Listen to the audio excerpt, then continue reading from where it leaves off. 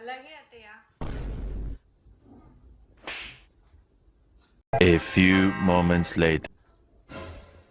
అత్తమ్మా ఏమైంది ఊపుకుంటూ వచ్చినావు? ఎక్కడ పోయినాయి? కొత్తిమీర పుదీనా తెమ్మన్నా కదా.